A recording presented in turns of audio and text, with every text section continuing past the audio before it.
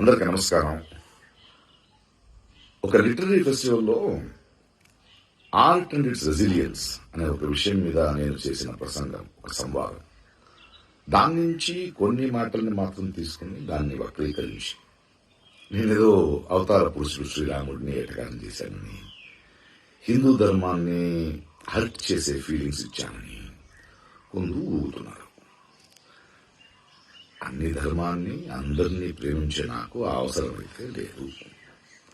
కానీ ధర్మాన్ని మతోన్మాదంతో అడ్డుపెట్టుకుని అసహ్యమైన రాజకీయం చేస్తున్న వాళ్ళని నేను అడిగే ప్రశ్నలకి సమాధానం ఇవ్వలేక కొందరు నన్ను యాంటీ హిందూ ధర్మ విరోధి అని బింబించడానికి ప్రయత్నిస్తున్నారు. పాపం వాళ్ళ ఏడుపు, వాళ్ళ కష్టం నాకు అర్థమవుతాయి. సో వాళ్ళకి సమాధానం చెప్పాలి. ఇప్పుడు ఏమైందంటే, నేను ఇప్పుడే తమిళనాడు ఎలక్షన్స్ అయిపోయి కొంచెం తోట పనిలో ఉన్నాను. వర్షాకాలం వస్తుంది, ఎండాకాలం ఎండ్ అవుతుంది, చెట్లు మొక్కలతో మాట్లాడుకోవాలి. సో ఆ పనిలో ఉన్నాను. త్వరలో వస్తాను. అప్పటిదాకా మీరు మీ పనులు చూసుకుంటారా లేదా ఇలాగే వాగుతుంటారా, ఊగుతుంటారా, మీ డిసిషన్. ఓకే.